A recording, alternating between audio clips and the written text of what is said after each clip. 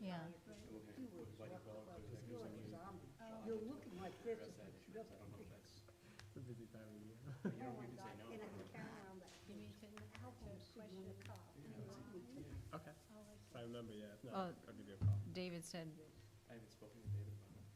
no, but, I mean, we can ask him right now, but he mentioned earlier that they could continue to be invited since Yeah, there's, it's, I mean, by us, right, or by you, so it's up to you.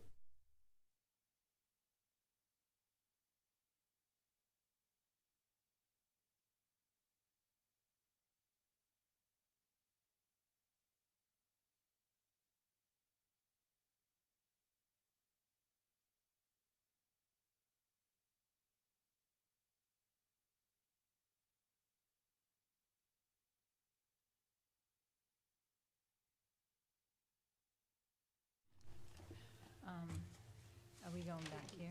Okay.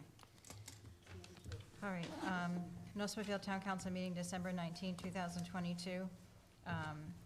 Open the prayer and pledge, please.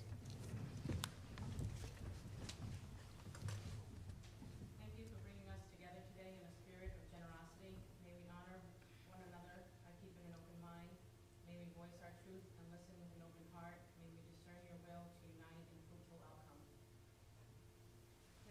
Pledge allegiance to the flag of the United States of America and to the republic for which it stands, one nation, under God, indivisible, with liberty and justice for all. Roll call, please. Mr. Biragad. Here. Ms. Hamilton. Here. Ms. O'Hara. Here. Mr. Oshia. Here. Ms. Dow. Here, thank you. Executive session closed. A, discussion by council vote or other action on Rhode Island General Law 42-46-5A2, sessions pertaining to collective bargaining or litigation, or work sessions pertaining to collective bargaining or litigation. 1, Donna Rovedo versus Town of North Smithfield, case number 22-CV-00367. A motion to go into executive session? So moved. Second. Roll call, please. Mr. Biragad. Yes. Ms. Hamilton. Yes. Ms. O'Hara. Yes. Mr. Oshia. Yes. Ms. Dow. Yes.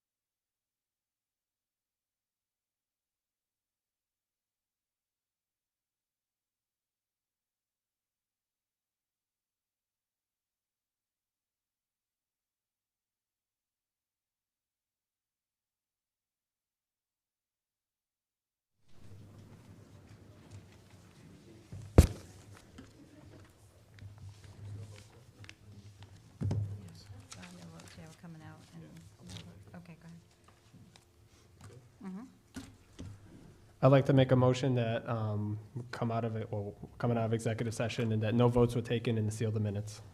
Second? We have a motion and a second. Roll call, please. Mr. Biragad. Yes. Mrs. Hamilton. Yes. Mr. O'Hara. Ms. Ogier. Yes. Ms. Alves. Yes. Can we have a motion to adjourn this meeting? So moved? All in favor, say aye. Aye. Aye.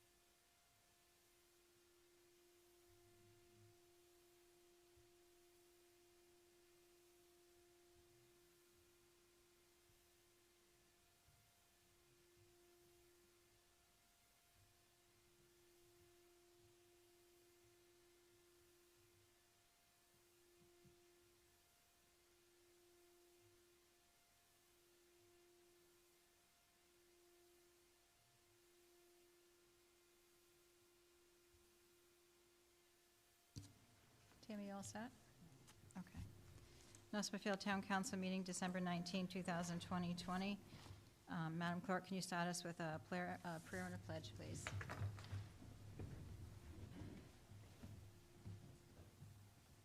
Thank you for bringing us together today in a spirit of generosity. May we honor one another by keeping an open mind. May we voice our truth and listen with an open heart.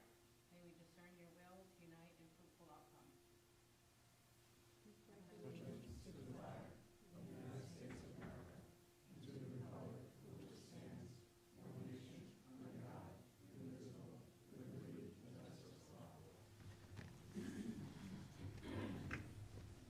Can we have roll call, please? Mr. Biragad. Here. Ms. Hamilton. Here? Mrs. O'Hara. Here. Ms. Ogier. Here. Ms. Alves. Here. Open forum pursuant to 42-6-6. Anyone sign up to speak? Tiffany, did anyone sign up?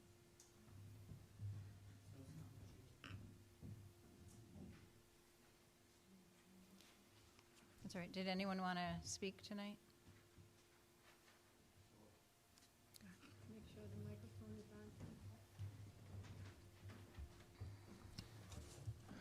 Mike Clifford, 489 Black Plain Road. I'm not sure what item number, where is it? 9D is about, but if I would like to offer comment on that, but before I do that, I'd like to hear what's being proposed, because we did have some discussions with the tax assessor about that. So when that article comes up, I'd like to ask if I could be recognized to offer some input. If it's, I'm not quite sure what that's referring to, but we had some discussion about the substation. Thank Okay, you. Thank you.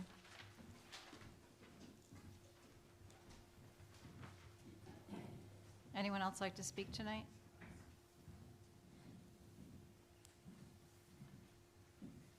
All set?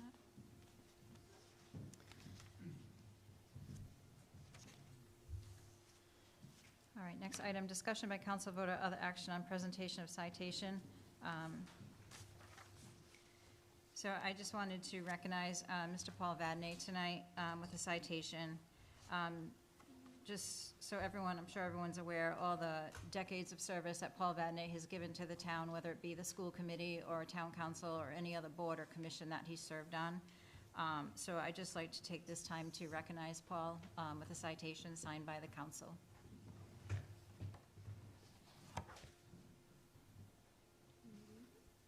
I'm going to read it for you.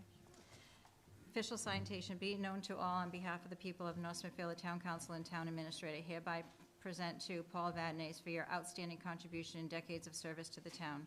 The entire community takes pride in the effort and dedication that is behind such an accomplishment by one of its citizens. And it's dated today and signed by the council. Thank you, Paul.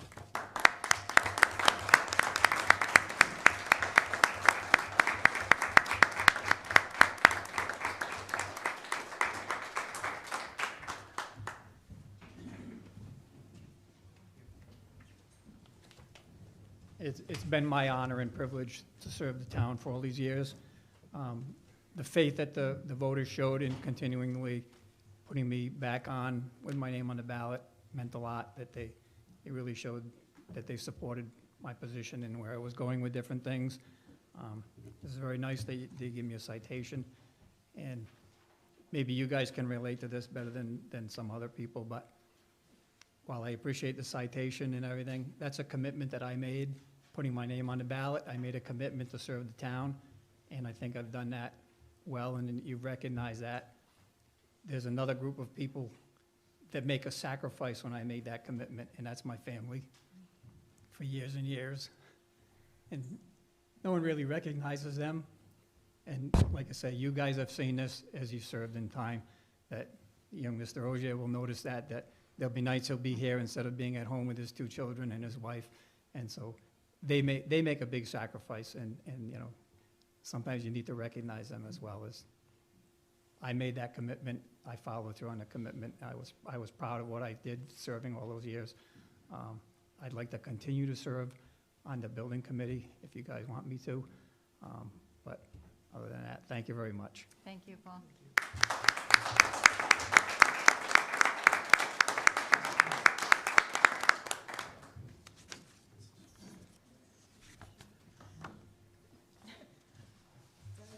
That's it? Okay. Discussion by council vote or other action on payment of bills.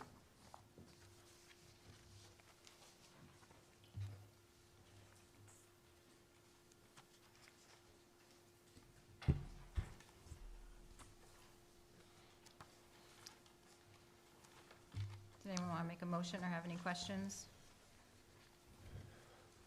I'll make a motion to approve the bills totaling, do you want me to break them off by each one? Sure. Okay. Total payments of $3,196,456.82, of which $348,157.14 is from the general fund, $519,093.97 from sewer and water, totaling $867,251, with total ACH payments of $2,329,205.71. We have a motion and a second. Any other discussion? Can we have a roll call, please? Yes. Yes. Yes. Yes. Discussion by council vote or other action on consent agenda. All items listed in this section are considered in one motion. There will be no separate discussion of these items unless a councilor so requests, in which time in which event the item will be removed from the consent agenda. Town council minutes of November 14th at 6 PM and 6:45, November 21st, November 30th, December 1st, December 5th, and 12th. Communications, Animal Control Monthly Report for November 2022. North Smithfield Police Department Monthly Report for November 2022. North Smithfield Municipal Court Monthly Report for November 2022. North Smithfield Fire and Rescue Monthly Report for November 2022. Did anyone want to remove anything from the consent agenda? Madam President, may I ask to entertain removing the minutes of November 21st? Sure. I also would like to remove the minutes of November 14th at 6 o'clock, November 21st, November 30th,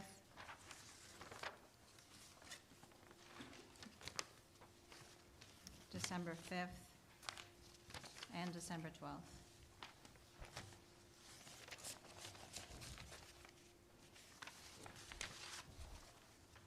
Is there anyone else that'd like to remove anything? Can we have a motion to accept the other items not mentioned? I'll make a motion to accept the other items on the consent agenda. Can we have a roll call, please? Mr. Biragad. Yes. Ms. Hamilton. Yes. Mrs. O'Hara. Mrs. Ogier. Yes. Ms. Alves. Yes. Mr. Zelinski, did you want to go first? Thank you, Madam President. On the minutes of November 21st, if you go to page 3, it's about a third of notes on that page. Industrial Drive streetlights. You notice that Mr. Zwolensky states there are about 7 lights off at this point. Yeah. There was 2 conversations going on during that. What I was talking about being 7 lights off, were the count of lights that are on state roads. We have 3 counts. We have Rhode Island Department of Transportation, we have PRISM, and we also have the grid, which is now Rhode Island Energy. Between those 3 counts, we're off 7 streetlights. Okay. That's what that was about. And then the Director of Public Works spoke about that we may have 2, this is on YouTube exactly at what point? 1 hour, 45 minutes, and 55 seconds into YouTube for that meeting. So if anybody cares to go back and refresh their memory, it's there. But I would like the record to show that it had nothing to do with Industrial Drive as listed. But we did get into that conversation. But there was a question of possibly 1 or 2 lights on Industrial Drive being out. That's all it was. And I believe the director took care of those things already. Yeah, that was one of my questions, too. All right, the minutes of November 14th for 6 PM. For the people present, could we just also include that we invited Paula and DJ into the executive session, please? And then on November 21st, presentation of citations. It said Mr. Biragad presented a citation to Matthew Lagasse, who belongs to Eagle Scout Troop. If we can take Eagle Scout Troop there and just Scout Troop 1139 and then say for his Eagle Scout project, so if we can add Eagle before Scout project.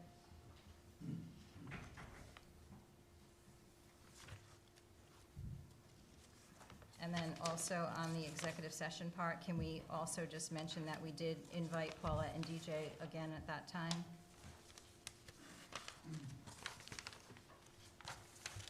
And then on the second page for road resurfacing,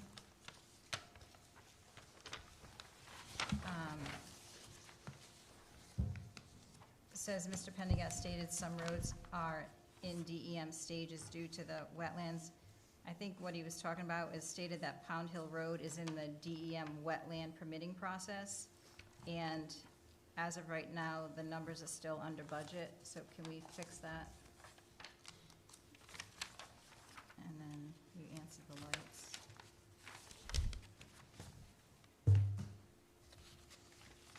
November 30th, can we just include Paulette and DJ again, that we invited them?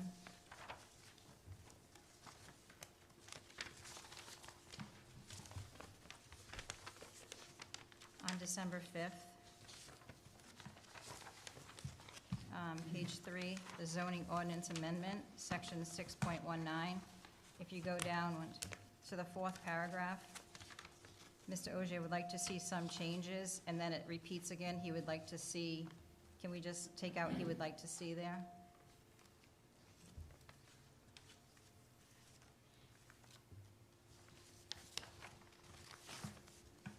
And then on page 4,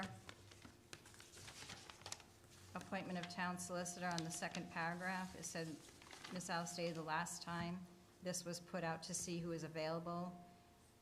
It says the last time the legal positions were interviewed. Can we just include that and take out to see who is available?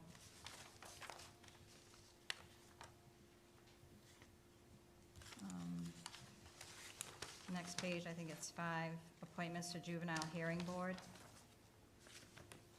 For the motion to reappoint Denise Gerton, can we make that Denise? It says Dennis, can we make that Denise, please?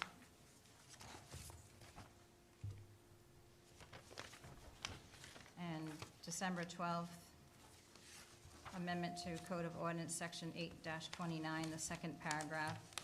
Mr. Igliozzi stated pursuant to the sewer departments, it should be commission.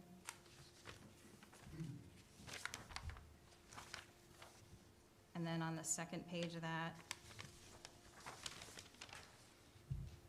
Mr. Pendergast explained the repair is at 33 White Parkway to be done by not the sewer commission, but DPW, specifically Highway and Sewer and Allied Construction.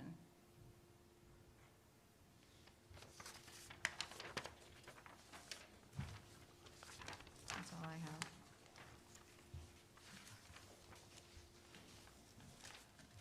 Motion to accept as corrected. I make a motion, we accept the minutes as corrected. Second. Any other discussion? Can we have a roll call, please? Mr. Biragad. Yes. Ms. Hamilton. Yes. Ms. O'Hara. Mr. Ogier. Yes. Ms. Alves. Yes.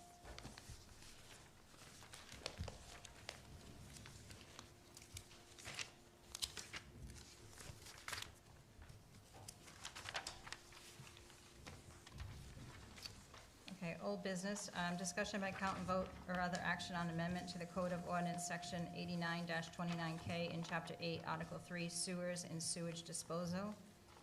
Can we have a motion we're opening the public hearing, please? I'll make a motion to open the public hearing. Second. Roll call, please. Mr. Biragad. Yes. Ms. Hamilton. Yes. Mrs. O'Hara. Mr. Ogier. Yes. Ms. Alves. Yes. Hi, it's Bill Dory from the Sewer Commission. How you guys doing today? Good. Just got back from New Hampshire, celebrating my daughter's 5th birthday, so, yeah, it was pretty awesome up there. So I'm a little underdressed than I normally am. I did not ski. We did go into an outdoor hot tub, though, which my 5-year-old thought was the coolest thing in the world, having it snow around her while being in a swimming pool and a hot tub, so, which I did too, actually, so. Before you, you have 3 versions that myself and the town solicitor, after the input at the last meeting, came up with. The first version is the original version that we were discussing, which is, makes the point of demarcation the property line. The second version makes the point of demarcation the edge of the pavement and/or sidewalk abutting the property. And then the third version would make it the town responsible for the lateral installed by the town. So basically, that was the discussion about the upper, lower laterals, the laterals installed by the homeowner versus the laterals installed by the town. So there are 3 versions. The idea was that you could pick and choose after thoughts on it, on which one you thought fit the needs of the community the best. Since the solicitor and I worked on these, though, however, I had a chance to review them with the members of the sewer department, Ray and Bill, and they want to bring it back to the sewer commission so we can take a second stab at kind of, now that we've heard a lot more town input, maybe crafting the language, maybe shrinking it up a little bit along with the solicitor. And, you know, the urgency of the particular matter is now past us.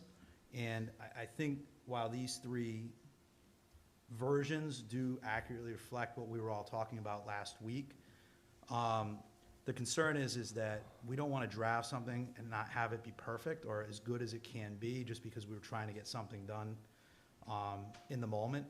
And while I appreciate Mr. Scott bringing this up to our attention, because obviously sometimes you don't see how ordinances impact community members until they start to, you know, get ground up in the machinery of the particular ordinance.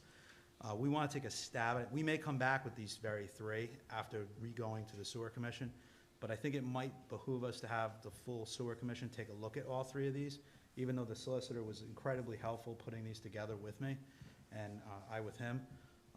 We still think it might do better by you guys and by the community if we take a second stab at these before you do the second reading, so we can bring back something. If that's okay procedurally, Mr. Solicitor. Yeah, Madam President, I would just suggest that you continue the public hearing, do a date certain, but I wouldn't do it the next council meeting. I'd give them at least a month to get through the holiday period and continue the second reading. So a month from now, 2 meetings from now, continue the public hearing to that date, whatever date that is, and then continue the second reading to that date. And if they're ready on that date, go forward. If they're not, we could always do it one more time. So the sewer commission meets this week, this Wednesday, and then we don't meet again till the middle of January, till the third week in January. So I don't know if how that works for the council schedule. So maybe do February 6th would be the first. That would definitely, wait, February 6th? So yeah, that would probably work for us, absolutely. And if you guys had any thoughts, I mean, about what we gave you, we'd be happy to know what they are. Madam President? Just keep in mind, no matter what, you're never going to come up with a version that everybody's going to love, that everybody's going to be happy with. Someone's going to be unhappy with no matter what version. I tend to agree with Ms. Pendergast that I like the edge of the road or the sidewalk personally, because if we go with the property line, then we're going to get into technicalities about figuring out where the property line exactly is. But I think that edge of the sidewalk or the end of the road is, would be the accurate way to go, for my opinion. Okay. I just want to thank you and the sewer commission and the solicitor for taking this seriously and creating a dialogue with our residents. You know, like you say, that we probably wouldn't have understood this or had need to make any revisions if this hadn't come up.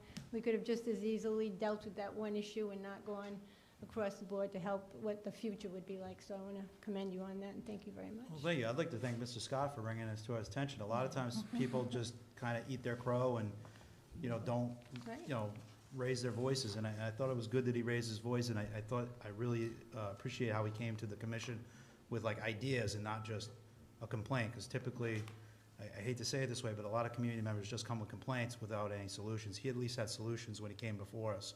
So I thought that was a very positive experience, so. It's great. Thank you very much.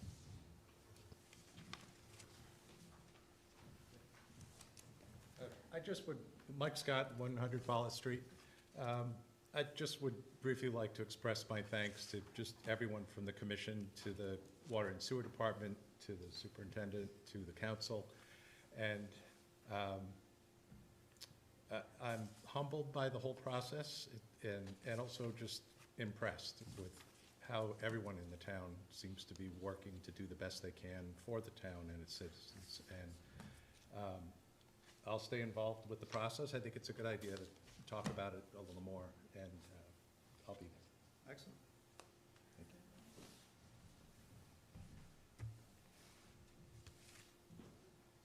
Anybody else want to get on during public hearing? Thank you, Mr. Murray. Thank you very much. Does anyone want to make a motion?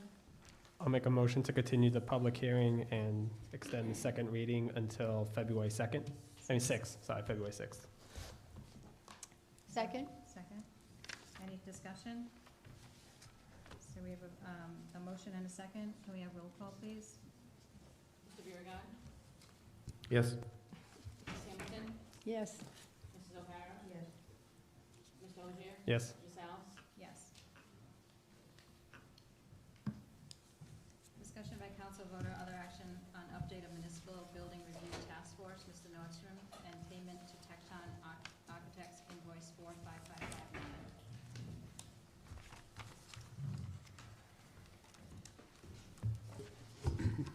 Good evening.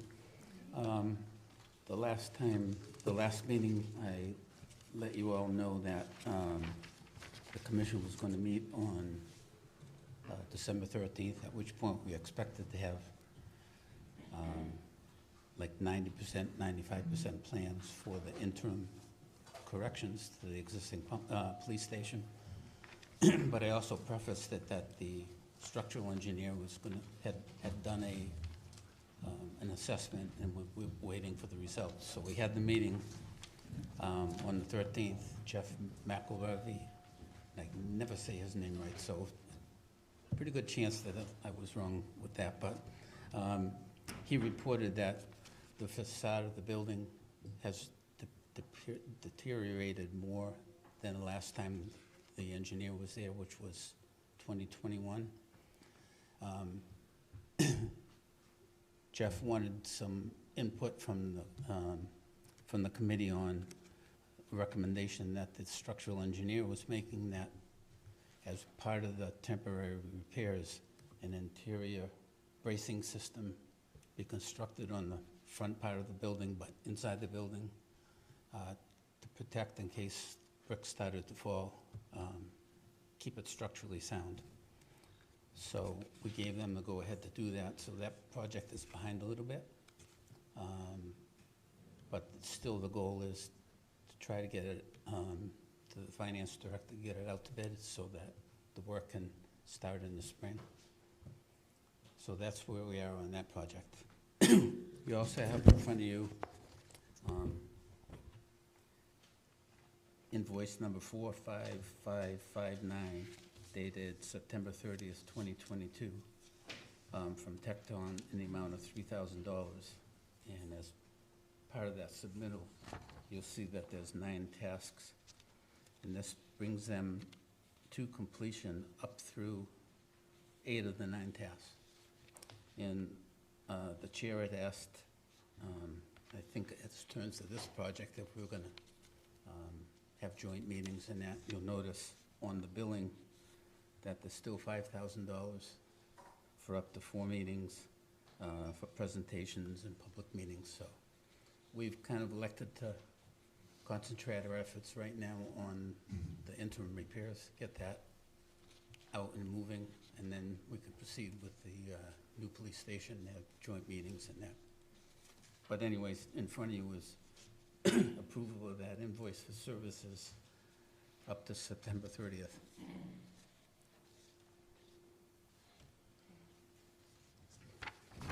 Any questions? I have a question. Sure. So, just coming into seeing this for the first time, like the progress that's being made in terms of this invoice. So it looks like there was AS01, which was Ad Services 01, dated March 1st, 2022 for $31,800. I'm assuming 5,000 of that includes the public Yes. meetings, et cetera. Yes, that's So about $26,000. So if after a public meeting, we go through AS02, where there's additional renderings of services that need to be provided, it looks like they charged roughly the same cost to do a new set of plans. So should we anticipate another $25,000 to be added on, or do you anticipate much more design work? I would say it depends on how wholesome the changes are. They've been very gracious up to this point in time, that if the changes are made, they do it within the existing contract, even though they had billed. Mhm. But I can't speak for them, but Okay, yeah, I was just asking because we started with the original contract, it looks like a $48,500, and we're already up to $80,000, so just correct. want to And be mindful of the, right, how much revisions, right, the history behind that was, after the initial study was done, which looked at building a new police station versus rehabbing the existing, the decision was made to move ahead with the new police station, but the feeling was that it was too big. Mhm. and we needed to look at more options. So that's what the amendment was. Okay. And that's what will be presented at the joint meeting, and then decisions will have to be made after that. Okay, thank you. Yep.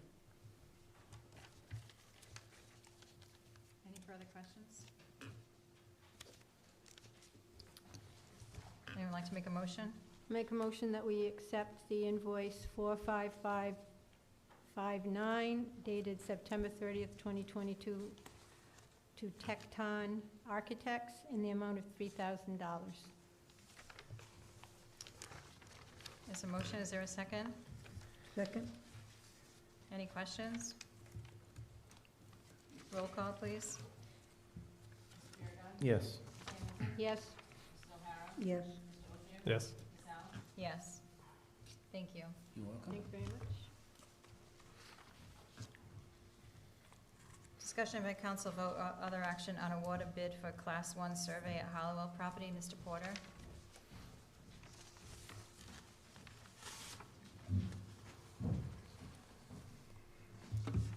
Good evening. At the last Hallowell Review Committee update that I had spoken to, I was working with Mark Carullo, our town planner, to solicit some bids for a Class 1 survey of the Hallowell property. We had 3 responses back from this. Insight was the lowest bidder at $7,000. So again, the Hallowell Review Committee had recommended that this Class 1 survey be performed and move forward. So we'd like to see action taken by the council this evening to get that moving forward. So then that way it's completed and done, and that task would be put to bed. Can I ask? I was just going to ask, so what happens next after the Class 1 survey? We retain that information for whatever consultants come forward, and we provide that information within the master planning study. Typically, I've seen it done a number of ways through different municipalities. Either that, the town, it provides the Class 1 survey to whatever consultants we bring on board. Another way that we can do this is that the consultants that would do the master planning carry it in their services.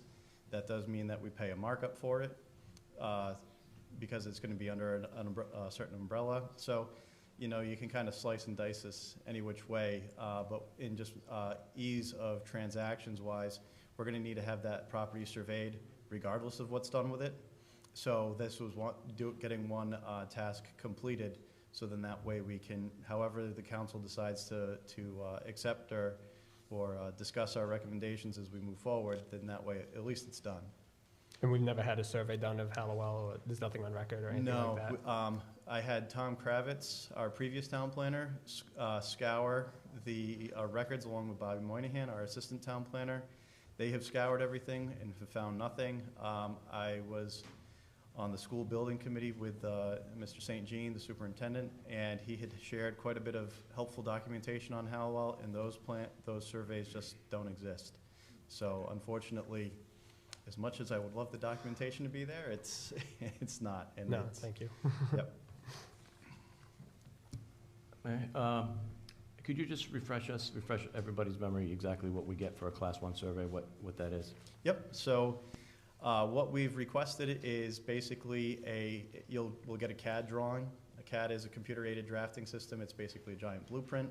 It's a one-to-one thing that architects and engineers can take on, and it will have grades, so grading, survey marks, where the utilities are, basically whatever's on the property. It will be denoted on the Class 1 survey. I'm sorry, go ahead. Okay, thank you. So the survey will be completed within 4 to 6 weeks, according to this one. And you think you can be on track for that? Unless there are some unforeseen weather conditions, I would certainly think that they could certainly be held to that schedule. Okay, thanks. And the fact that the buildings are still up, it's not going to change once they come down. It's not going to change anything. No, because I think once the buildings get demolished, we're not going to be regrading at that point.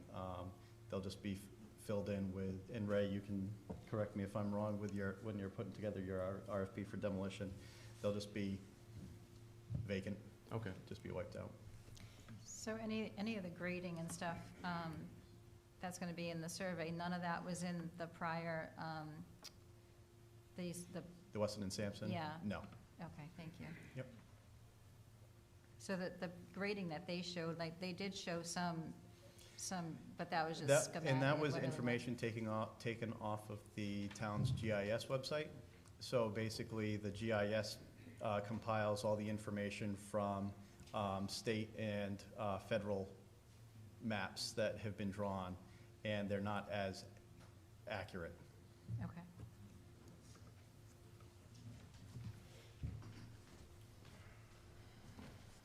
Good evening, Ray Pendergast, Public Works Director. I'm speaking with the administrator, but we've had some meetings recently, myself, the planner, and the finance director, and we have a concern over budget money. I'm finishing up the RFP for abatement and demolition. There's $300 and some thousand. I feel confident I can speak for the finance director this evening, who's not here, that we need to maybe put this off until she can speak on this. We don't know if we're gonna have enough money to do what I have to do. So by keep adding 7,000 or 8,000 and then another 15,000, there's not gonna be any money.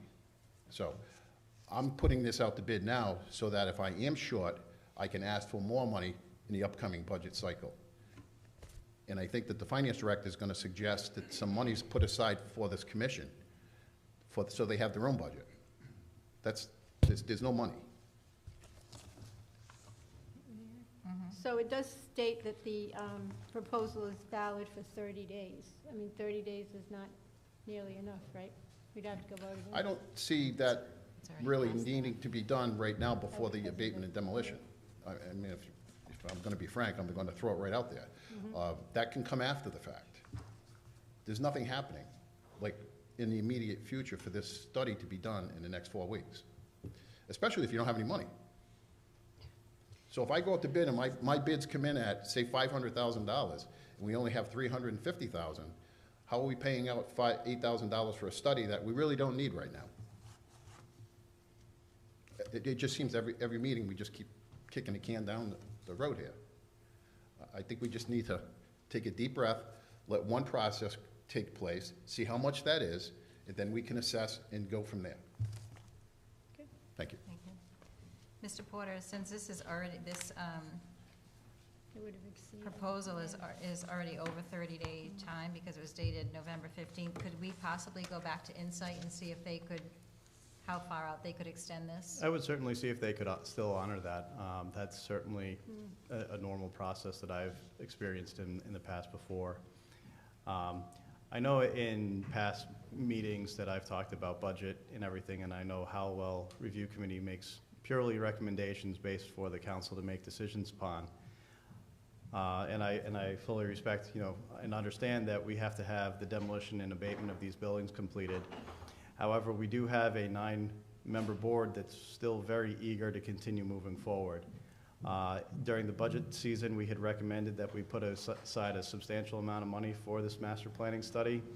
If we're waiting until the next budget season, we're gonna have 9 members of a 9-member board sitting on our hands, just waiting for budgets to come through and kind of wait and see. And we already have an RFQ out for master planning process that's gonna be due at the end of January.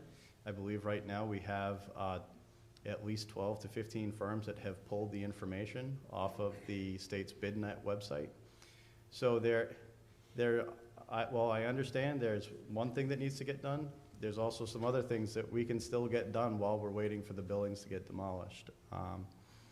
So wherever the money comes from in the budget, I'm not the money guy, I'm the architect guy, so I can't really speak to that, but I was hoping that we can at least start some processes, because otherwise we're just gonna be sitting, waiting, and really having meetings to approve minutes and really not having much of a productive conversation after the fact.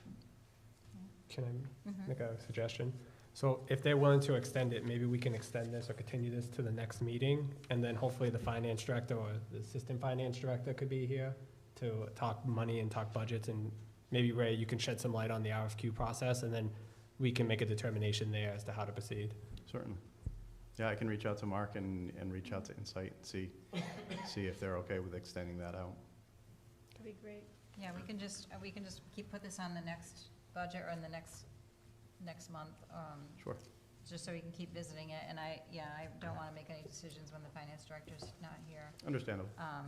And then we can also see, once we get the bid in for that, and then we can see if there's anything in reserves or if we can move anything Sure. around, so, but, yeah, so if it's all right with you, if we're gonna move Yeah, this, yeah. and then, Yeah, I think in order to keep Hallowell Review Committee kind of moving, we might need to think creatively and a little bit outside of the box for budgeting. I know the master planning is probably going to be an 8 to 12 month process. So if we look at, budgeting more next round when we come through, I'll certainly bring it up during the planning board meeting when we look at these items and strongly suggest we continue to hold money there. I'll be more than happy to do that as well. and, well, in the downtime, I mean, can the committee look more or less on things that we can do in open space for right now? Like, what could happen down there without, doing a full blown out, I agree. I mean, we community can, center? I think at our last joint meeting, we've made some pretty good presentations based on what we could do down there. However, we're going to need definitive survey, engineering and architecture assistance to really definitively say and present to you guys viable options of what could be going down there. We could talk about it all, till the cows come home and make recommendations, but until we have professionals on board to help us document those and really walk everybody through the process, we're going to be kind of spinning our tires a little bit. Okay. I don't think, unfortunately, I don't think anything happens down there until the buildings come down, right? So, It's not so much what's happening down there, it's what's going to happen in this room with the 9-member committee. The buildings have been down there since, and left unoccupied since 2019. And within a year, our committee has come up with several recommendations of what to do down there. We've gone through the land use study with Weston and Sampson. We were very productive within that first year and a half of the board being assembled and put together. So while I understand we all understand the buildings need to come down, we can still have 2 parallel tracks of buildings coming down and the committee doing something. Just because we're here, we're ready to go. So that's kind of where we stand at this point. I think the realities have changed, right? Because in the beginning, we were looking at a building, community center, senior center. But I think the reality's kind of shifted now more towards what the president was just saying and what we've said previous. Can we start thinking about more towards what we can do with the open space instead of actually putting a brick and mortar Oh, certainly. in that location? Yeah. And again, that goes back to having the engineering done, because if we're going to be doing any kind of open space down there, we're going to want to make sure we have proper grading. If we're going to have trails, we need to make sure that they're accessible. So if we have bridges going over the wetlands, those need to be approved by DEM and reviewed appropriately. So we need some engineering and documentation that needs to be completed regardless of if we leave it open space or the only other thing is if we just leave it open space, demolish the buildings, and just leave it be. Then what's the point of our committee at that point? So there's certainly the prerogative to do that, more than welcome to, but then you have 9 members on a board that really don't have much else to do for you at that point. Mr. Paul, I have another question for you.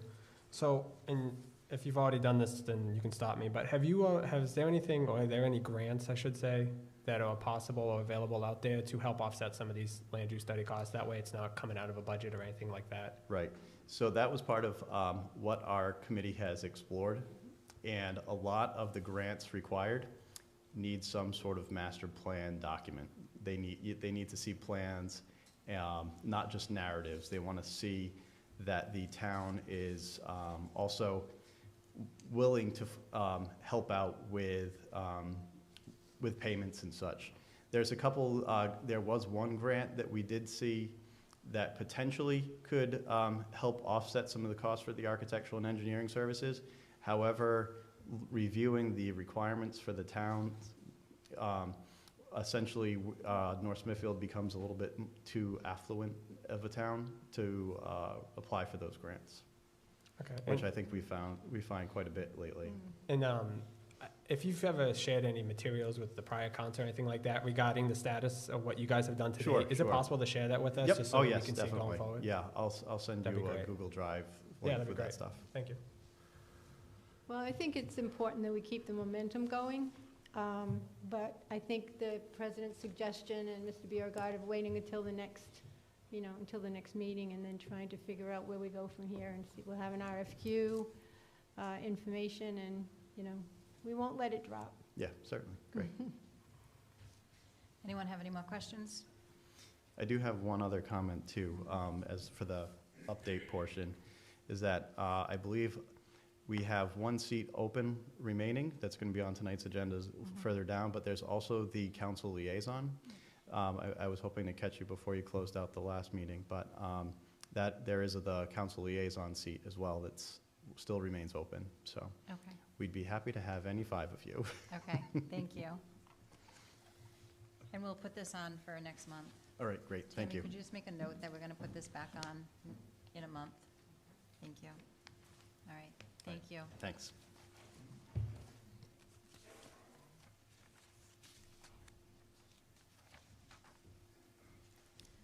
Discussion by council vote or other action on status / progress report on completion of specific items. Senior Citizen Advisory Committee, Mr. Beauregard.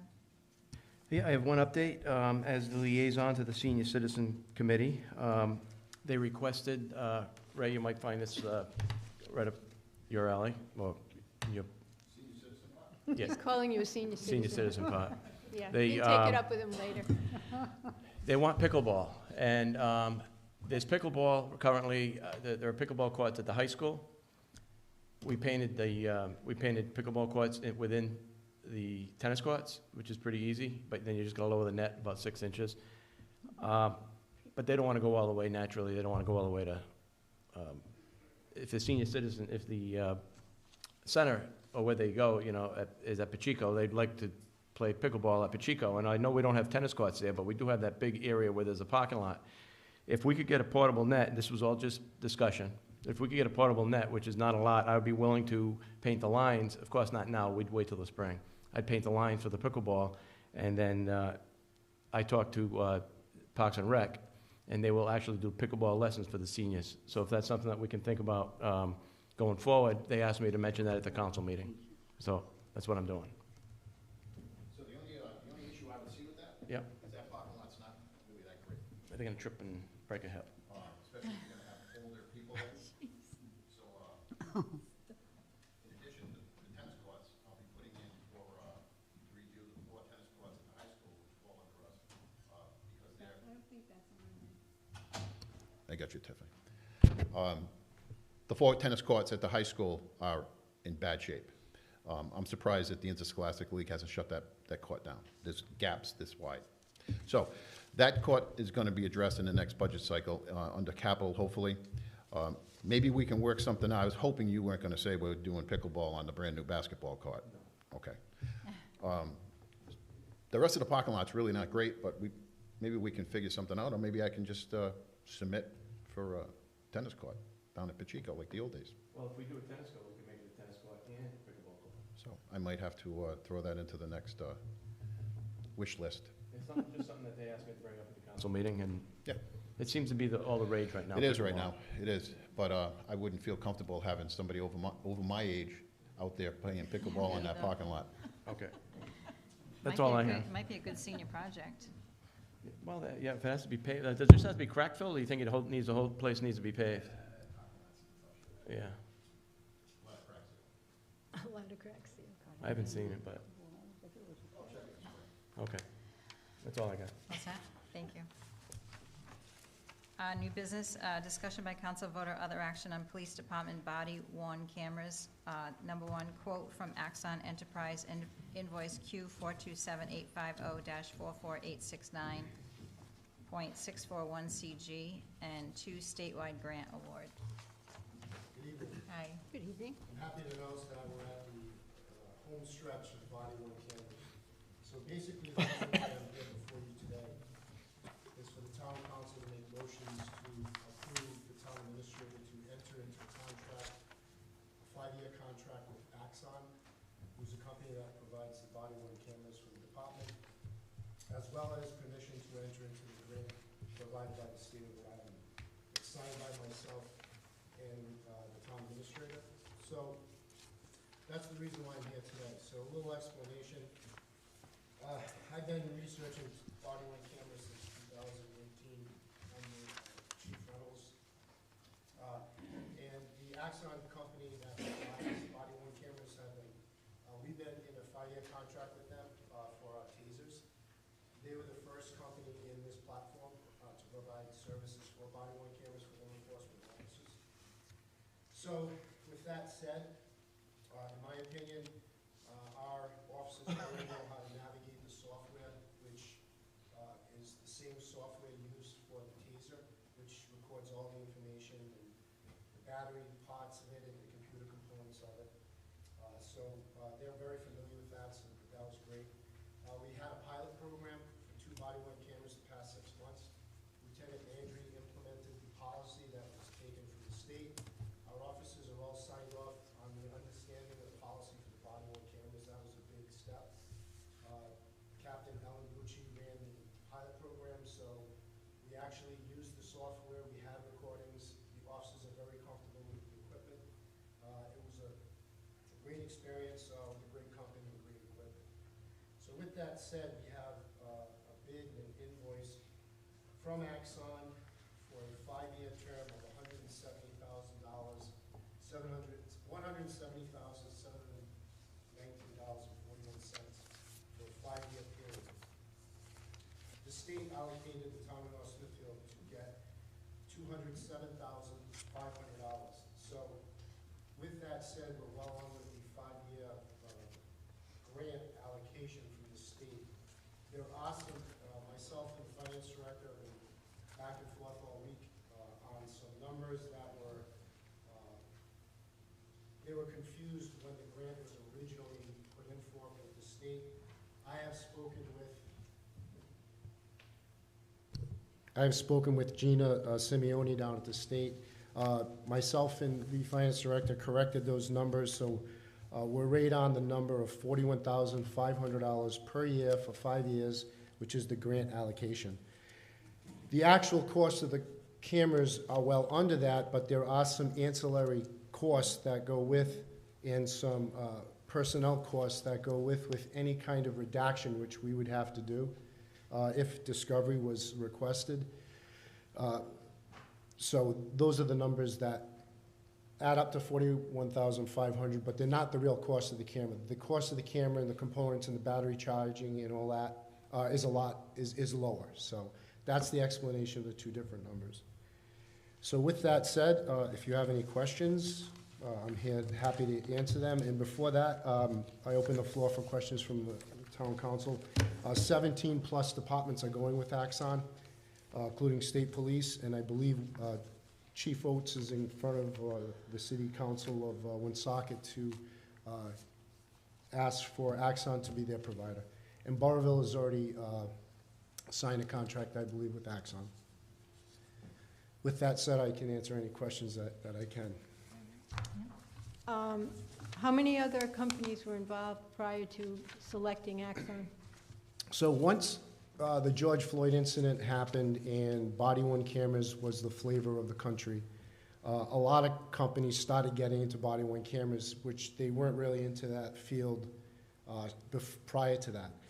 To answer your question, I don't know exactly, but I would say the past 2 years, 5 to 6 companies were involved in providing body-worn cameras to police departments. I felt this company was the best because they were the first. We were very familiar with the software because of the tasers they provide for us. and all around the business relationship that the department and the town has had with this company, I felt they were the best company to provide those for us. So do you know if they're the least, middle, or most expensive? Have you It's, looked at it's, others? they're on the North American pricing, and they're on the state pricing, so I think they were the first, and I may be wrong, but the only company that's on that list with the state. They're the first ones to sign off on the state pricing, the master price agreement. They're on that for the state of Rhode Island, so. Good.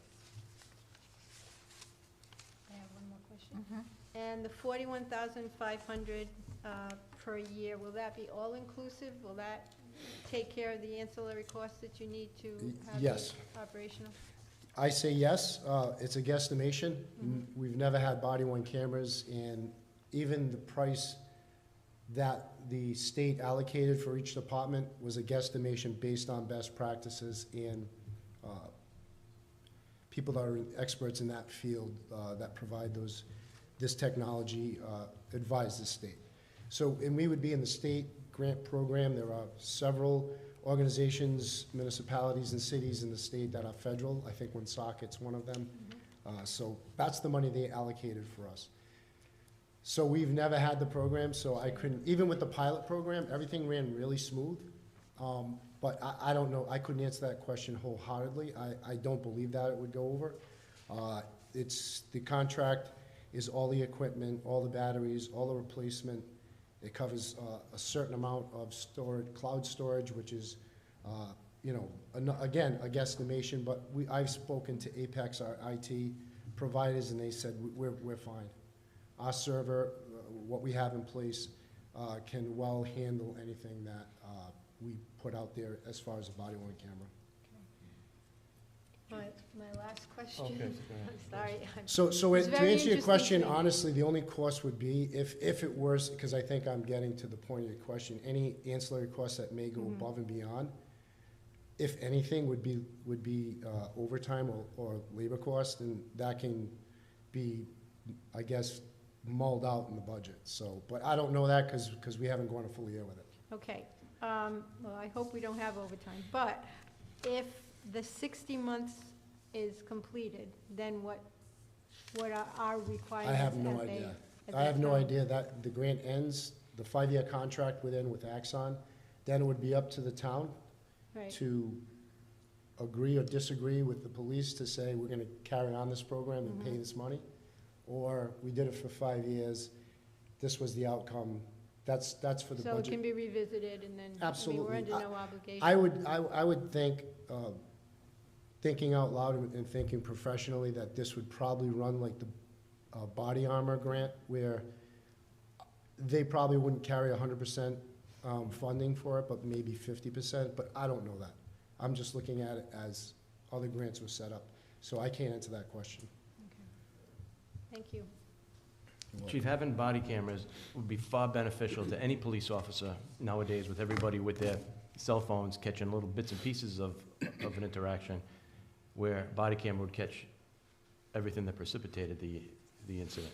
Yeah, we well educated our rank and file in this product, and I'm happy to say the support of the body-worn camera program is very, very high. No resistance from the union, no resistance from rank and file.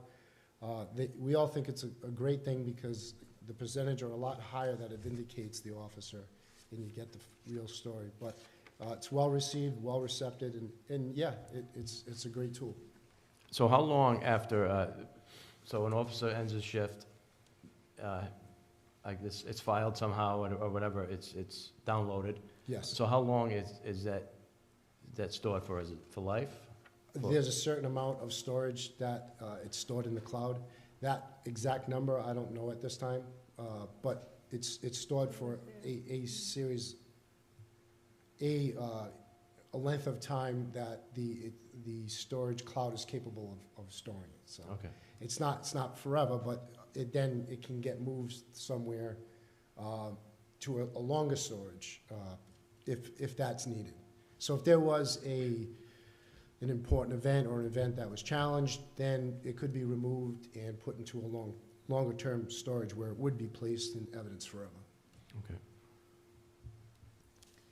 So Chief, is this 5 years from the date we sign, or has this grant already been going on and we are jumping in like midpoint, or is it just No, 5 years? we're in its inception. We're one of the well, there are organizations that have signed this contract before us, but it's all within a 4 or 5 month period. Narragansett was 2 weeks ago, just because I saw it in the paper, and he went in front of his town council, Chief Sean Corrigan. So I've seen in the media of certain towns and cities going in front of their town councils to get this same approval. A lot of the governments set up the same to enter into these contracts with these companies to provide this service. But the grant itself is set up the same way. It's my signature, it's the town administrator's signature, and we enter into the grant program. And the same as, you know, we went through the Axon contract where we enter into that contract for a 5-year period. Okay. Any more questions for the chief? Would anyone like to make a motion?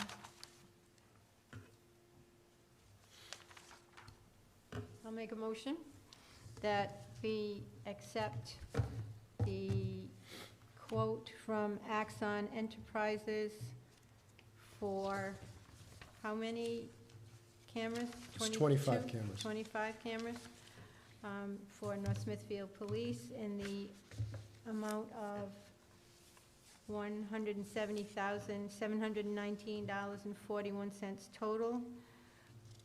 The breakdown of that payment would be $34,143.89 in 2022, then $34,143.88 for years 23, 24, 25, and 26, bringing us to the total. Chief, can I just ask a question? Yes, and I'm Is going to it- ask you one too. Is it really a total amount of $207,500 for a month, for a yearly fee of $41,500? Well, like I said, the allocated amount for the grant takes in the ancillaries. So yes, the full amount would be $41,500, not $34,143. So yes, you're correct. Okay, so can you just amend your motion for a total of $207,500? $207,000. Madam President, I just want to, point Yeah, of order, are we saying there's a difference between the contract and the grant amount? Is it 40, are you asking to sign a grant to receive $207,000 over 5 years? Yes. And pay 34, but you're not going to necessarily give the whole 41,000 to this company, you're giving them just 34. Correct. I have, can I approach and show So you it's this? two motions. I think it's two motions, Madam Yeah. President. I think it's a motion to approve the contract. So here are the personnel, fringe benefits, they call it, and that's the camera themselves. So that's all we're approving right now. So this is the bottom line, is the state's allocated. Okay, so it's So- to do the state So that's as allocation for much the as we grant. can ask them for once we get the grant at the end of the year, whenever they have the collection, they'll say, no, Smithfield, what did you spend? And I can say, I spent this. Okay. So the motion would hold? I think it for would. the- I for think the that was 170 first motion would hold. Right. Okay. All right, we have a motion. Anyone would like to second? Second? Any discussion? Roll call, please. Mr. Biragad. Yes. Ms. Hamilton. Yes? Mrs. O'Hara. Yes. Mr. Oshia. Yes. Ms. Alves. Yes. Could I ask a question?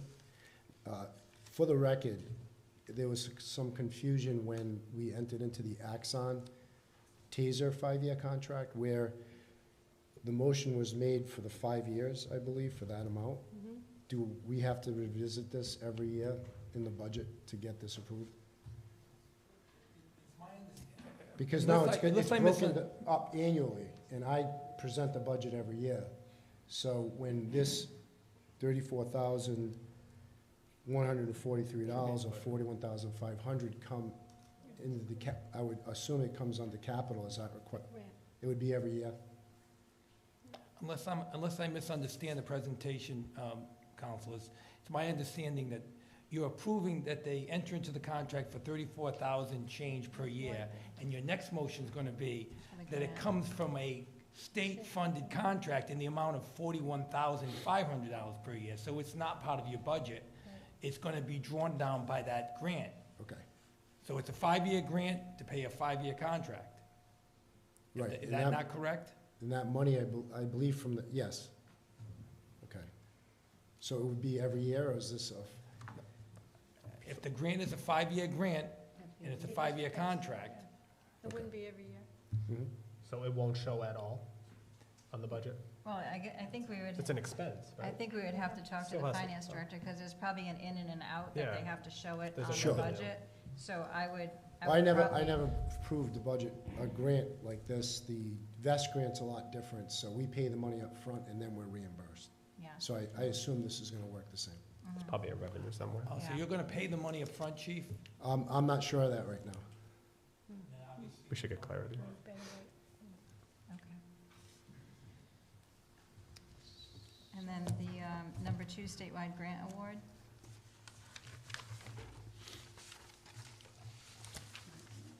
I make a motion that we enter into statewide body-worn camera program grant through the state of Rhode Island in the amount of $207,500 for 25, it says 22 here, so let's make sure of that, 25 Yeah, body it's cameras. 25 body cameras. I approved that through Gina Simeone. It's the dollar amount. That was a guesstimation of the amount of cameras they felt we needed, and we Okay. needed more than that. And authorize the town administrator to sign, as well as the chief of police to sign, to enter into that contract. That's a motion. Is there a second? Second. Is there any discussion? Can we have a roll call, please? Yes. Yes? Yes. Yes. Yes. Thank you. Thank you very much. Thank you.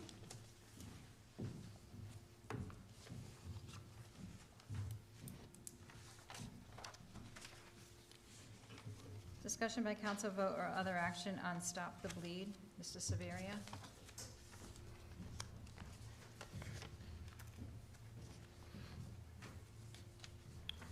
Good evening. My name is Richard Severia, 108 Sales Hill Road.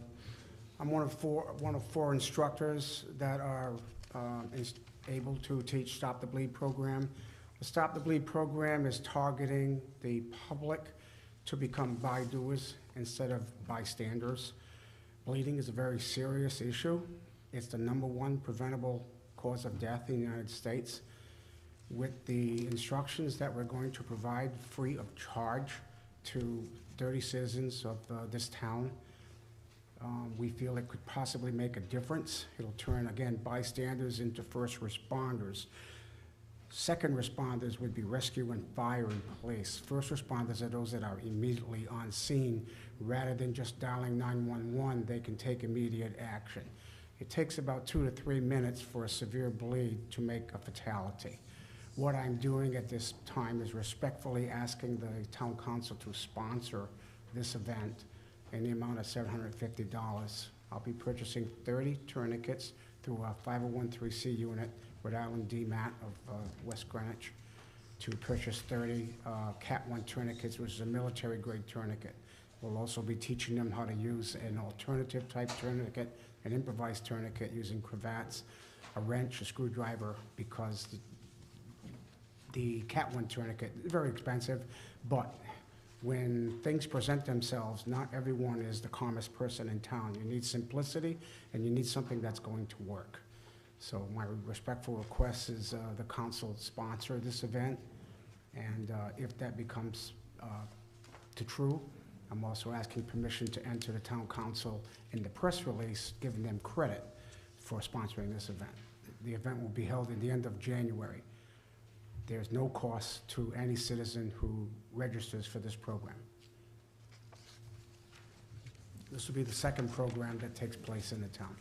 The last time we held 44 people. I was just gonna ask you what kind of response you had for the first program that you put on. It's not fair to ask me. You're asking the, well, everyone was very appreciative of it. It's just like it's CPR, AED training, first aid. You never know when you're going to use it, and yet you always get feedback that, wow, thank you for that training. Town Administrator? Yeah, Counselor, it was limited to 30, but the team that came that presented did not turn anyone away because there was 30 tourniquets handed out to those folks. But they had the benefit of the training, they just didn't receive the tourniquets. So, There had to be, I'd say 45 people. There were 44 Seats were all people. taken. The place was just full. 44 was a little too much. We want to teach someone, we don't want, but, so we're limited to 30 to give it the quality of the program. That's my request.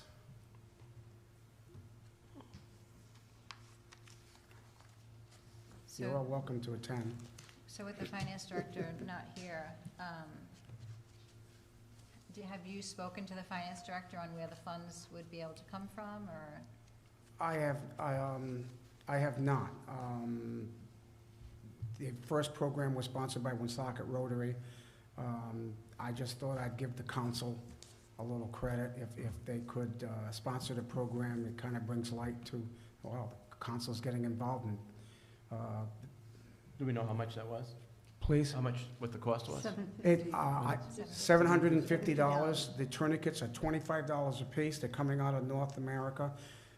Safety, they're usually $30, but because I'm dealing with a large quantity with Rhode Island DMAT, and they are available. Most of them are heading over to the Ukraine. I was lucky to get the last ones. I'm going to be very lucky to get these. Again, the instructions are free, and the tourniquets will be awarded to the citizens to keep wherever they feel they may come into need.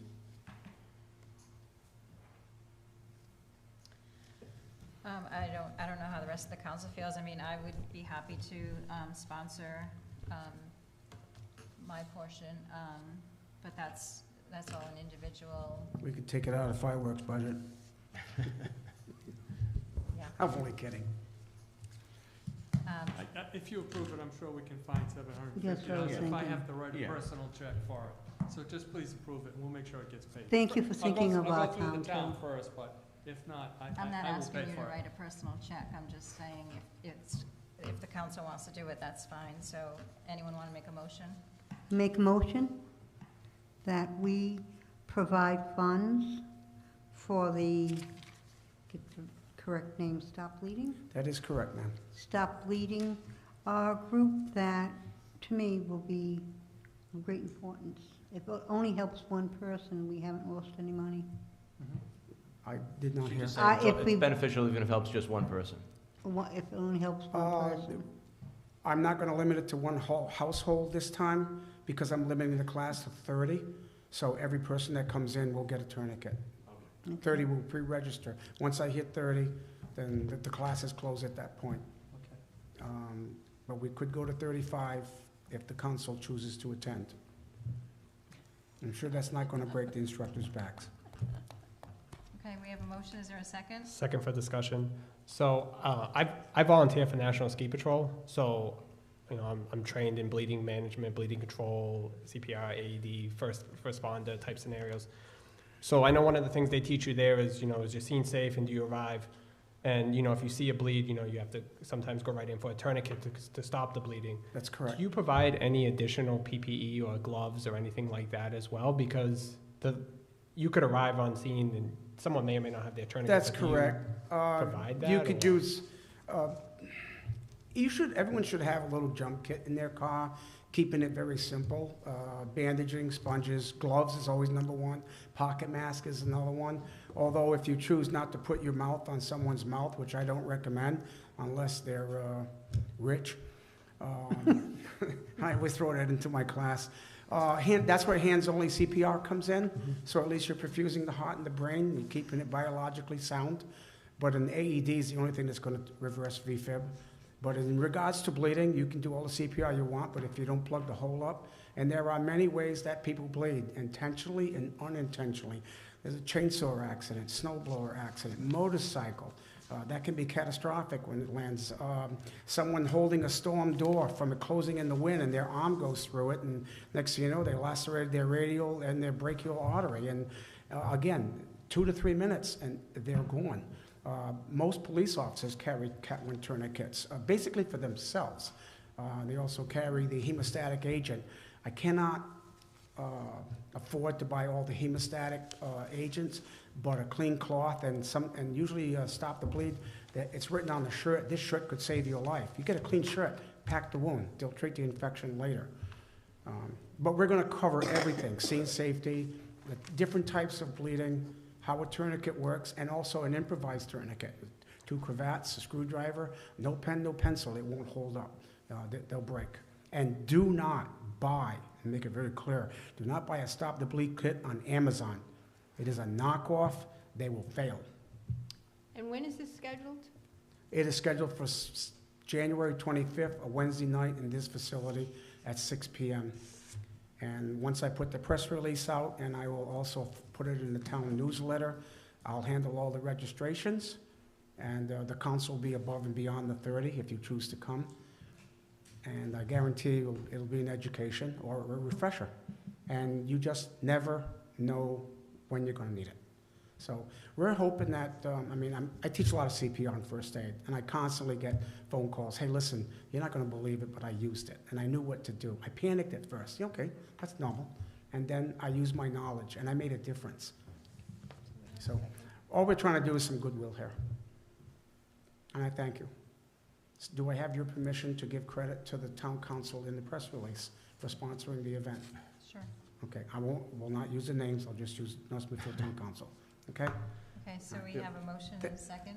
Did you have? Yeah, but you always revert back to your training. Please? That you will always revert back to your training. I'm having a hard time. Never mind. Okay. So, I'm sorry, I'm hard of hearing. No, it's okay. Okay, thank you very much. Thank you. Okay. All right, so we have a second, right? Mhm. Okay. Any further discussion? Roll call, please. Mr. Biragad. Yes. Yes. Mrs. O'Hara. Yes. Mr. Ogier. Yes. Ms. Alves. Yes. Discussion by council vote or other action on town council rules. Just for, to save a little bit of time tonight, if we could just move this to the next meeting.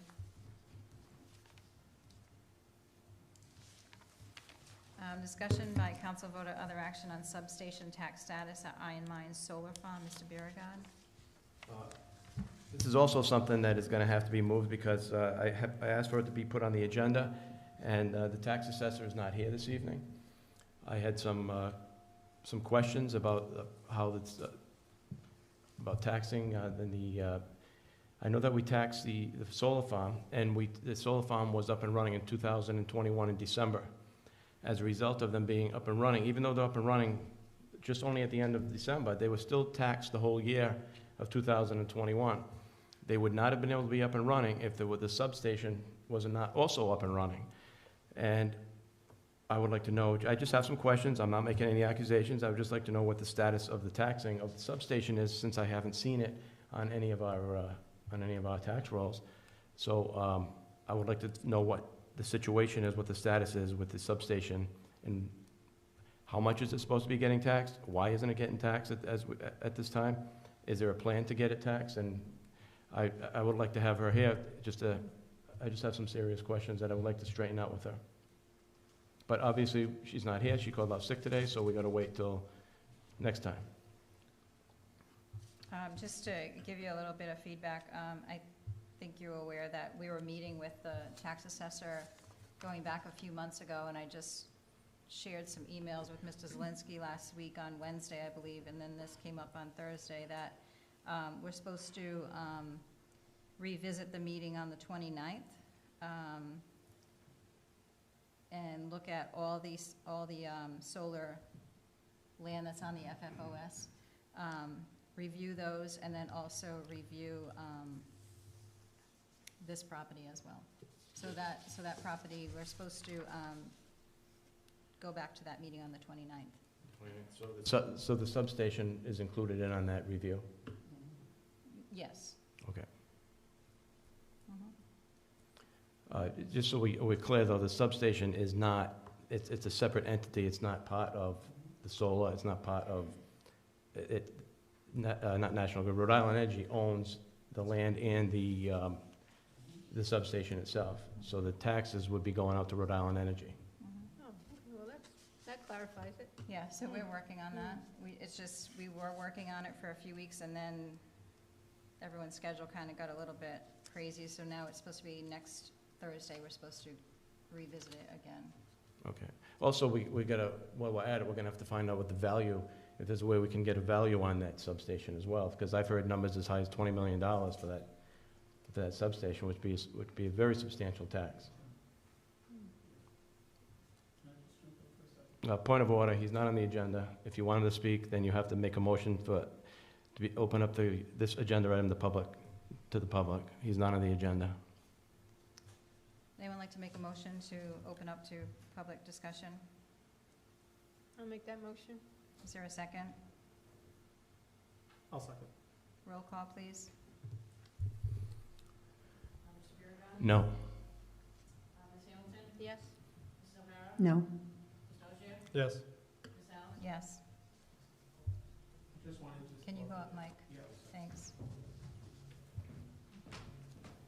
I just wanted to report that we did briefly discuss the substation, and that the assessment of the substation is a very difficult thing to do. And I had pointed out to the tax assessor that in other communities, when National Grid comes in and builds something of that nature, even a seasoned tax assessor doesn't try to do it on their own. There's usually consulting firms or government agencies, and they get all the, when something like that is built, it needs federal approval process and a state approval process. And that individual company that the towns usually hire, the tax assessors in certain towns hire, actually gets all the documentation from the governmental board that oversees the siting of one of those for the construction of the substation, and then compares it to what's reported by National Grid as infrastructure at the substation. So we did discuss how complex it is to tax, and how it wouldn't be appropriate for her to just try to do that on her own by looking at what National Grid provides her. I don't know if anybody knows Sue Kogut she used to be the tax assessor in Smithfield. And she used to hire a consultant from New Hampshire to come down and review the whole thing. And they always benefited from those reviews, because, you know, sometimes things are understated, but it's such a thorough assessment that's done when they come up with the valuation that the town's well protected if something like that happens. So we did mention that was a possibility, and Mr. Zelinski was there too at the meeting. Thank you. So I'm just a little confused when he says "we." What does he mean? Like, what you say "we"? Are you part of the Yeah, the meeting that was held at the with the tax assessor on the assessment of the land and the solar development. Yeah, I was invited to. Yes. Okay. So I attended both of them. I think two so far. We were supposed to be a third one, but haven't heard yet. That was a meeting that we had scheduled back many months ago, when I said that I would be happy to meet with Mr. Clifford and Cynthia and the tax assessor to review this, and it was brought up at a meeting. Yeah. Okay. Yeah.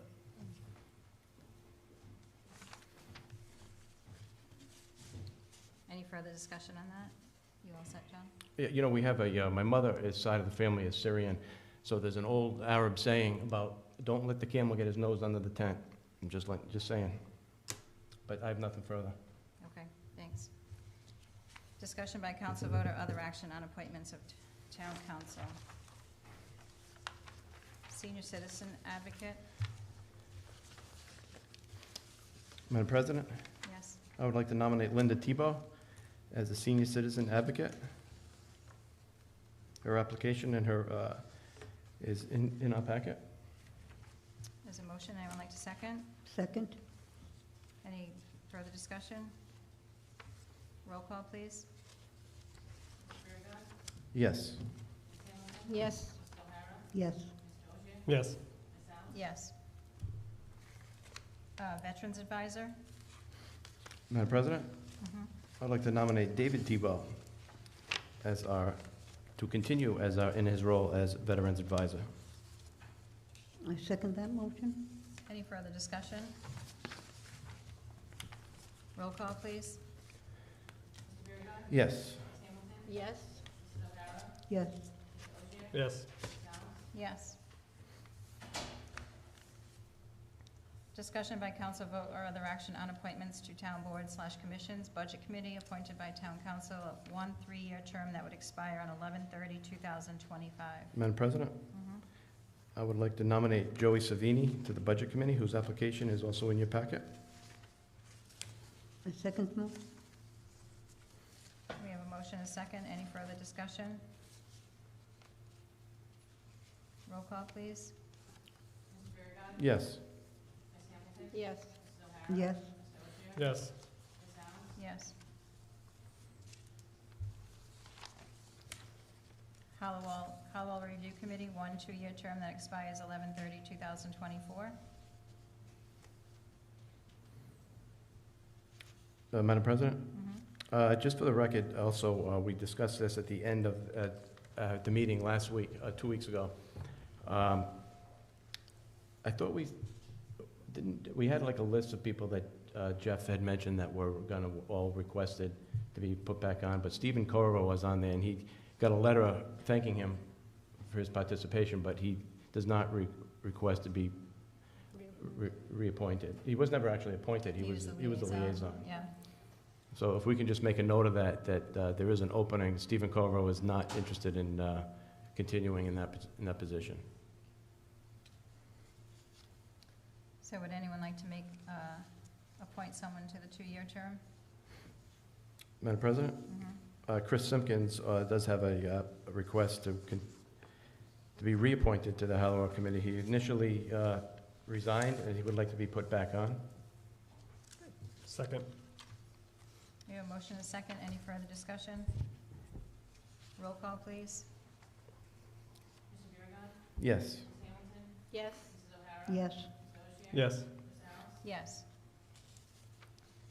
Planning Board, second alternate, 1-year term that expires on 11/30/2023. Madam President? Yes. I would like to nominate Ariana Ramos to the Planning Board, whose application is in our packet. I second that motion. Just 1 second. I just got this when I walked in. And someone else Yeah, I also, just got it, hold on. right?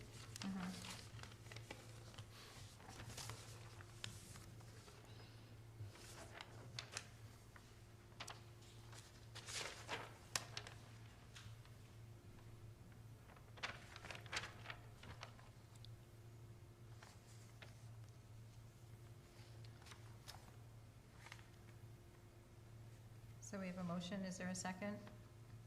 I believe I Ms. O'Hara second seconded. Discussion. I know in our rules of order, correct me if I'm wrong, I know that we won't vote on items received today. So I just received this today unless it's approved by the majority of the council. So I just feel like we should if we're gonna approve this application, we should take a motion to approve it, to accept it, I mean, and then if not, we should just push this to to the next meeting, just to allow ample time. Just so that we're doing things by Yeah, I'd our like rules to- of order. I like I to think do it's a good idea. more research, sure. What date was the 15th? What was that? What That day? It's- Yeah, Thursday. Thursday. I mean, she got it on Thursday. But we didn't receive it in our packet. That's Okay. the- Yeah, that's so, the you only know, thing. That's fine. Don't want to start making exceptions and, yeah. I think that's a good idea. Just hold it then? So do we have to do anything with the motion and the second? I'll Yeah. withdraw my motion. I withdraw my second. Yeah. Set up one policy. All right, so now we're moving on to the zoning board. First is resignation of Gail Burlinghoff from a 5-year term that expires 11/20/2024. Anyone like to make a motion to accept that? I'll accept the resignation of Gail Burlinghoff. Second. Any discussion? Yeah, didn't she renege on that resignation? Yeah, she comes back in on the next one. Yeah. Okay. So we're going to accept the resignation at first? Okay. Okay. Any further discussion? Roll call, please. Yes. Yes. Yes. Yes. Yes. Okay, first alternate, one-year term that expires 11/30/2023. Madam President, Mhm. I would like to nominate Bethany Benoit. She's looking for the second alternate. Is she specific on that? On the sheet here. Oh, Oh, my God. What's that? So, Yeah, so, It didn't matter. Did you specify which position, the first alternate or second alternate? Okay, they're both for the same term, so. okay. yeah, this is the, so, she put her name. Oh, I see. Oh, okay. So Gail for first and then Yep. Bethany. Okay, I'm good with that. We'll go with Gail first. Anyone want to make a motion for the first alternate? Madam President, Mhm. I would like to nominate, where am I now? I lost my spot. Gail Berlingoff for the first alternate. Second? Any further discussion? Roll call, please. Yes. Yes. Yes. Yes. Yes. Second alternate for zoning board with a one-year term that expires 11/30/2023. Madam President, Mhm. I would like to nominate Bethany Benoit for that position, whose application is in your packet. I'd like to second that nomination. I'm sorry. Second nomination? Is there any further discussion? Roll call, please. Yes. Yes. Yes. Yes. Yes. Completion of a 5-year term that expires 11/30/2024 for the zoning board.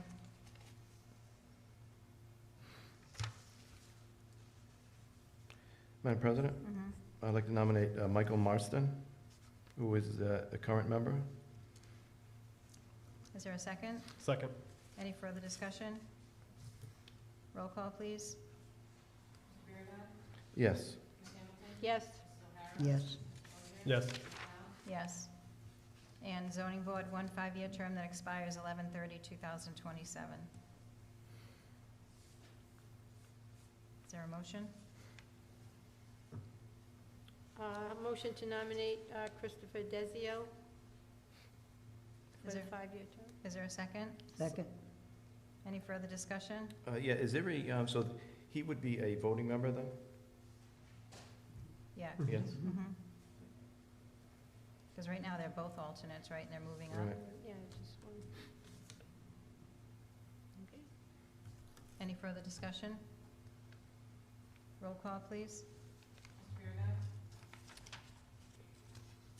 No. Yes. Yes. Yes. Yes.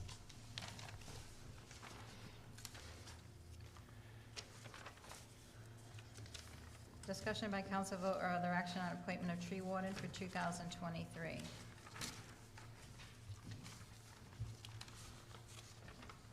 We have a letter in the packet requesting that we have to appoint our tree warden. If anyone would like to make that motion. I'd like to make a motion to appoint Stanley Zuba as the tree warden for 2023. Second that motion? We have a motion and a second. Any further discussion? Yeah, is he a resident? Mhm. Is he? Okay. Yes. Any further discussion? Roll call, please. Yes. Yes. Yes. Yes. Yes. Discussion by council vote or other action on establishing a charter review commission. Mr. Ogier? Yeah, so we can continue this to the next meeting since we still have a whole bunch of executive session to work through, but I'll just quickly say, like, in looking at the charter, and, I think there's some inconsistencies or areas where we can look at it probably and clean it up a little bit. I know we went through the process not that long ago, and we've had charter review commissions in the past, was an advisory capacity to the council, and I know we could do it ourselves, but other communities have commissions that, they have that are yearly as part of their regular boards and commissions, so I just think it's time to do it, and I know it takes a while to do, so I think we can really there was nothing on the last ballot that had any charter amendments, and I thought that was a little odd, considering usually there are, so. That's just where I'm going with it. We can talk about it more in January, but just wanted to throw it out there. So you want this on the next meeting? Yeah, if we could continue it to the next meeting. Thank you. I just wanted to give a little clarity. Okay, thank you. Discussion by council vote or other action on resolution to establish a water supply review committee or enact another solution as determined by the council reviewing ordinance section 6.19 water supply protection overlay district. Mr. Ogier. Yeah, so this is as a result of the last meeting. So I know the last meeting we talked about, you know, David said he would draft a draft moratorium. Him and I, he alerted me that there's been some different from when we originally were operating under the idea was that we created an emergency moratorium back in 2019 with solar. It's a totally different issue at the time. There's been other issues that other communities have tried to impose moratoriums, and correct me if I'm wrong, solicitor, but legally it's not something that you can just do.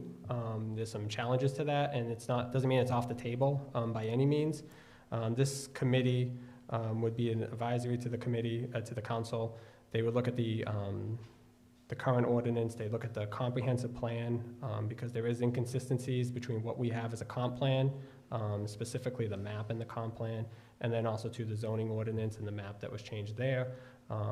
If this committee decided, it said to the council, hey, we can change the comp plan, there's a statute where you can then impose a moratorium to allow your zoning ordinances to catch up. You know, they would be the ones, this committee here would be the ones that would be listening to the expert, and then, you know, coming up with recommendations on how to strengthen the ordinance. There is a time limit to this committee of 60 days.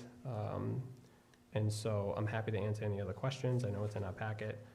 Overall, just so the members of the public know, it would be a town council person, a planning board member, zoning board member, a conservation commission member, and then also to a member of the public, but that can always be amended to include more if needed.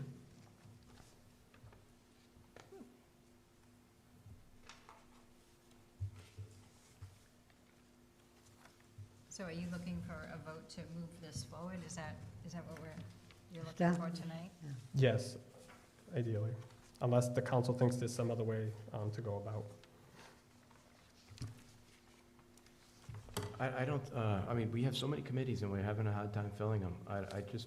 We're gonna start another committee. I think that's something we can listen to what the experts have to say, and we can make these decisions ourselves. To have another committee, you know?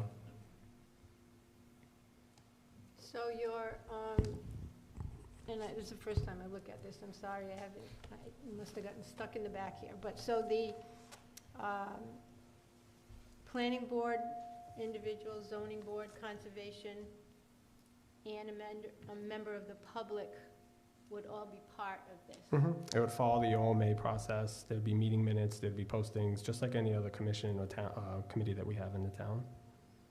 So you selected these, planning, zoning, conservation, and the public for their expertise already? Correct. In specific areas? Okay. Yeah, unless, you know, the mix of people can change. You know, I know that we have a hard time filling committees.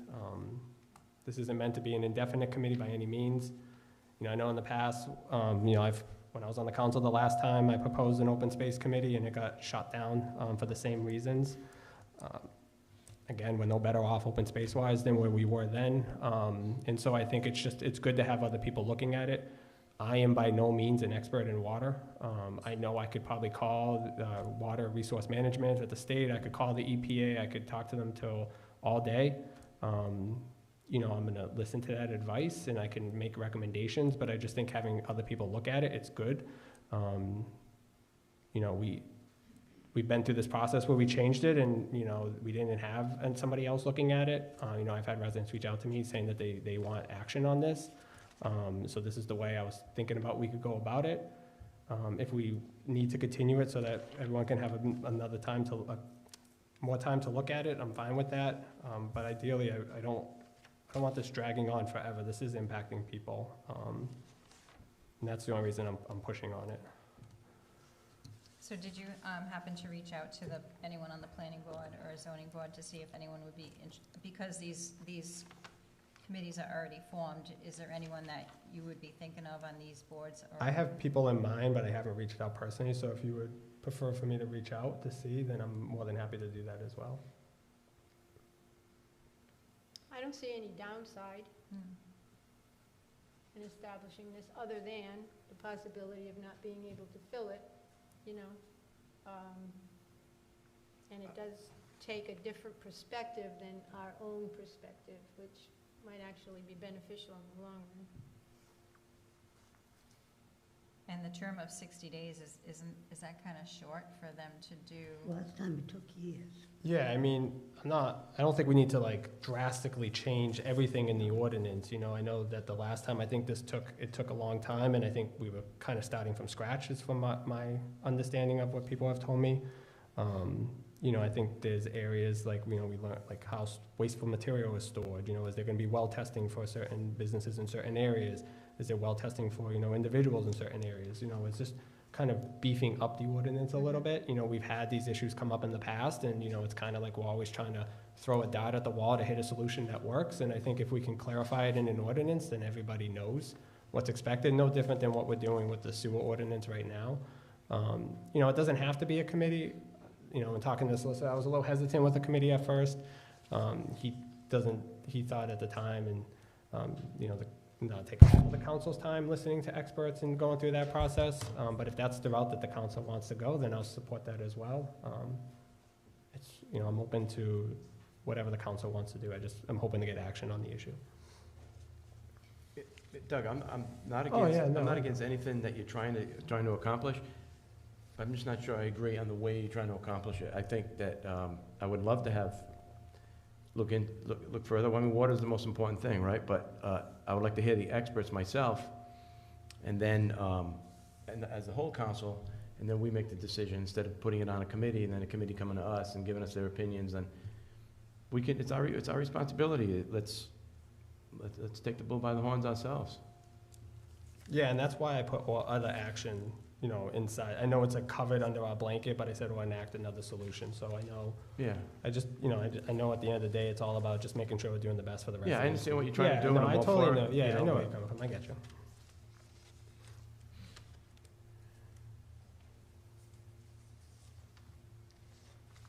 So I'll make a motion to accept the resolution of the town of North Smithfield establishing the Water Supply Review Committee.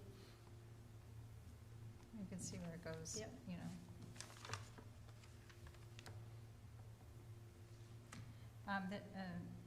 There's a motion on the table. Anyone like to make a second? I'll second. Any further discussion? Roll call? Mr. Biragad. No. Ms. Hamilton. Yes. Mrs. O'Hara. No. Mr. Ogier. Yes. Ms. Alves. Yes.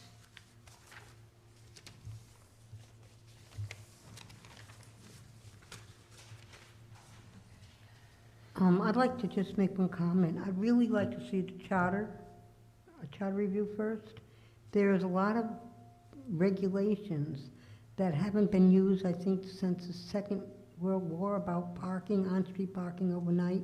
Part of the town you can do it, you can't do it to the whole town. And for about half a year, they enforced it, and it was only certain parts of the town. So that had to be dropped. So whatever's there and hasn't been used in a long time, we can go quickly over that. And I'd like to see maybe something put out there if people are interested, because I think some of those charter rules are really outdated, and they can't even be enforced. I agree with Claire, and Doug, I think it's a great idea with putting forward a new charter review commission. Really needs Because it. there's a couple And of last things year that I was have like, in mind as well. last time it took quite a It takes a while. Yeah, the basic research I have is just, it takes up to a year sometimes. People meet and deliberate, so I figured might as well just get the ball rolling. Yeah, absolutely. I agree with that. Good idea. All right, executive session. Do all these have to be read into the? You do have to read all of them, Madam President. Okay. I would ask that when you do, I'd like to take item 13 first. Okay. All right, executive session, discussion by council vote or other action on Rhode Island General Law 4246-5A2, sessions pertaining to collective bargaining or litigation, or work sessions pertaining to collective bargaining or litigation or potential litigation. 1, John J. Russo versus Town of North Smithfield, by and through the North Smithfield Town Council, Paul Vadenais, Paul Zelinski, Claire O'Hara, Terry Bottomoli, and Douglas Ogier. Case number PC 2019-5003, Providence County Superior Court.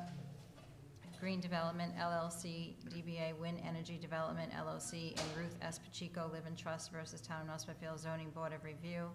Cynthia D. Jesus in her capacity as Finance Director for the Town of North Smithfield, Robert Najarian, Paul Pasquarello, Michael Amilofitano, Mario D'Annunzio, Vincent Marcantonio Sr., Scott Martin, and Gail Genomi in their capacities as members of the Town of North Smithfield Zoning Board of Review, case number PC 2019-9395. Silver Pines Condominium LLC versus Town of North Smithfield, case number PB 2004-5242, business calendar. 4, Narragansett Improvement versus Town of North Smithfield, case number PC 2008-7468 and PC 2008-3764. Jane Doe versus Town of North Smithfield, case number PC 2014-6081. Rockcliffe Farm LLC versus Town of North Smithfield, case PC 2017-0962. Jason Boudreau versus Town of North Smithfield, case number PM 2018-6290. Bruce and Mary McGee versus Town of North Smithfield, case PC 2017-5173, Providence Superior Court, and Bruce and Mary McGee versus the Zoning Board of Review of the Town of North Smithfield, case number PC 2017-5631, Providence Superior Court. Residents at Slayersville Mill LLC versus Town of North Smithfield LLC, case 2018-2240. Dominic Pratt versus Town of North Smithfield, Superior Court, case PC 2013-4527, and Mark Morris versus Town of North Smithfield, Superior Court, case number PC 2013-4528. Dudley Development Company Corp. Versus Jennifer St. George in her capacity of tax assessor for the Town of North Smithfield, case PC 2022-5064. Leonard Pezza and Constance Pezza and Material Sand and Stone versus Town of North Smithfield, case 99-1811. Material Sand and Stone Corp. and C. Pezza and Son Inc. versus Town of North Smithfield, case 91-5374, and potential litigation. Do we have a motion to go into executive? So moved. Is there a second? Second. Roll call, please. Yes. Yes. Yes. Yes. Yes.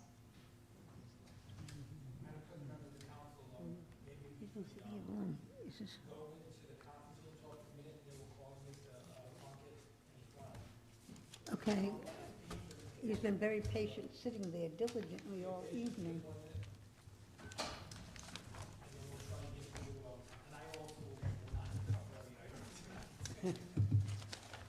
We should have a comfortable couch.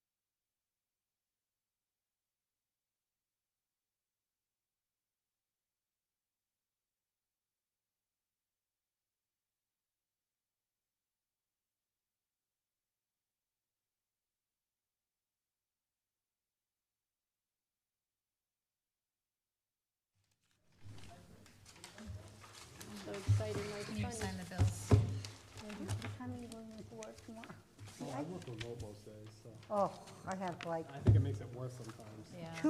2 hours, Okay, we all set? 3 hours sleep, that's it. Go, Ready? sir. Okay. Is this yours? I don't know. Okay. So I'd like to make a motion to come out of executive, come into open session. Second? Oh, my votes are taken. And no votes were taken. And seal the minutes. I'll That's a second. motion. Second that motion? Okay. Can we have roll call, please? Mr. Biragad. Yes. Ms. Hamilton. Yes. Mrs. O'Hara. Yes. Mr. Ogier. Yes. Ms. Alves. Yes. Now we're done? Well, before we adjourn, it's a point of order thing. When we recognize Mr. Clifford and we voted to open that for public comment, do we need to make a motion to close that, or does that just kind of go into the sunset and we don't have to worry about it? Technically not an open hearing, so you Okay. don't need to in that case. Perfect. Because when you get off the item, you're off the item. Perfect, just figured I'd clarify. Yeah, that's a good idea, establish that now, because every time he speaks, I'm gonna, I'm gonna call it, so. He wasn't even saying, no, walking. Just want to make sure we're open-ended on stuff. Yeah. that's all. Also, motion to adjourn. Motion to adjourn. Second. All in favor, say aye. Aye. Happy holidays. Merry